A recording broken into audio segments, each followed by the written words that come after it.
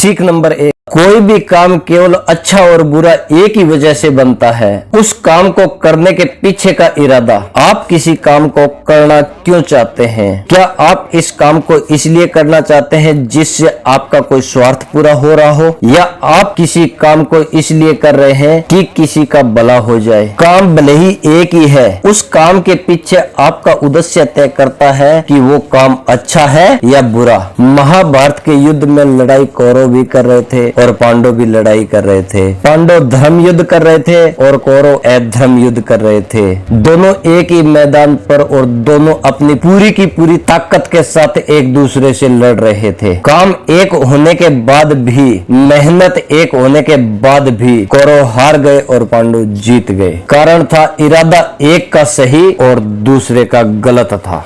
सीख नंबर 2, अगर आप जिंदगी में कुछ पाना चाहते हैं तो आपको मेहनत करना ही पड़ेगा। अगर आप मेहनत नहीं करना चाहते तो आपको इस बात का दुख नहीं होना चाहिए कि आपको वो सब हासिल नहीं हो पाया जिसे आप हासिल करना चाहते थे। अगर आपकी जिंदगी में किसी लक्ष्य को प्राप्त करने के खास मायने हैं तो कड़ी मेहनत करनी पड़ेगी। कड़ी मेहनत कीजिए, अपने लक्ष्य के पीछे आपको संघर्ष करना ही पड़ेगा, आपको मेहनत करनी ही पड़ेगी। अगर आप मेहनत नहीं करना चाहते तो आपको जो मिला उसी से संतुष्ट रहना होगा। आपके साथ अन्याय होगा तो उसे सहना होगा। जो मेहनत करता है वो सुख भोगता है। जिसको कोरे सपने देखने थे वह आज भी वैसा ही है जैसा तब था जब वह सपना देखना शुरू किया था। अपने सपने पूरे करने के लिए संघर्ष तो करना ही पड़ेगा। सीख नंबर 3, इस दुनिया में सबसे ज्यादा हिम्मत वाले और सबसे ज्यादा ताकतवर वो लोग हैं जो माफ करना जानते हैं। एक बार जरा सोच के देखिए, भगवान को कौन सी चीज है जो भगवान बनाती है? भगवत गीता में श्री कृष्ण ने कहा है कि चाहे कोई कितना ही पापी इंसान क्यों ना हो, अगर वो अपने बुरे कर्म छोड़कर अच्छे कर्म शुरू कर दे तो उसको भी भगवान अपना लेते हैं। यानी भगवान इस सृष्टि के मालिक होते हुए भी इतने नेक दिल के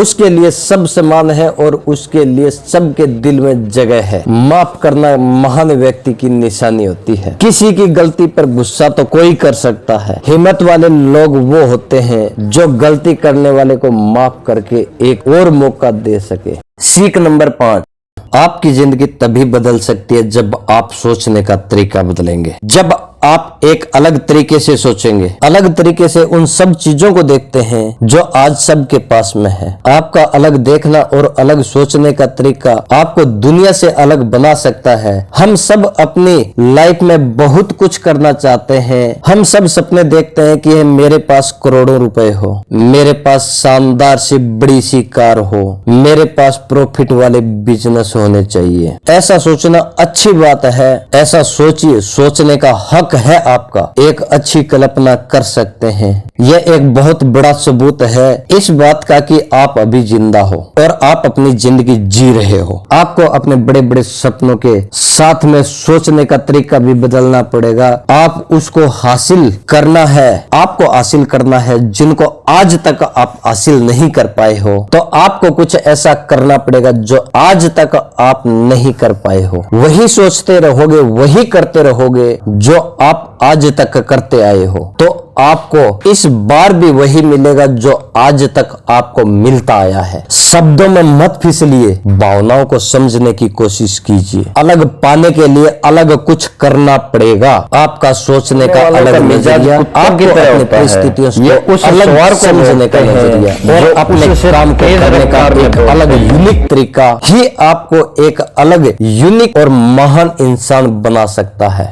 सीख नंबर 6, खुश रहना और दुखी रहना आपकी खुद की मानसिक अवस्था है। इसका बाहरी दुनिया से कोई लेना देना नहीं है। खुशी और दुख, मान लो ये दो कुएं हैं। आप कौन से कुएं में रहना चाहते हो? अगर आप खुशी वाले कुएं में हो ना तो कोई आपको वहां से निकाल नहीं सकता। चाहे कोई कितना ही आपको दुखी करना चाहे, वो आपको दुखी कर नहीं सकता। यह आप पर निर्भर करता है कि आप खुशी वाले कुएं से बाहर निकलना चाहते हैं या नहीं। स्वयं आप दुख वाले कुएं में नीचे नीची गर्दन करके बैठे हैं, आप मान रहे हैं कि आप तो दुखी रहेंगे तो आपको कोई खुश कर नहीं सकता, तो इस दुनिया का सबसे बड़ा मोटिवेशनल स्पीकर भी आपको खुशी नहीं दे सकता। दुखी रहना है आपकी चॉइस है, जैसा रहना चाहते हो आप, वो आपकी मर्जी है। सीख नंबर 7, इस दुनिया में हमारा सबसे बड़ा शत्रु हमारा मन है। अगर हम अपने मन को बस में नहीं कर पाते हैं तो एक बात जरा सोचिए, हर इंसान मेहनत क्यों नहीं कर पाता है, हर इंसान खुश क्यों नहीं रह पाता है, हर इंसान सक्सेस क्यों नहीं हो पाता है? क्योंकि हर कोई अपने मन को काबू नहीं कर पाता है। मन हमारा सबसे बड़ा शत्रु है। मन यदि हमारी काबू से बाहर निकल जाए तो ये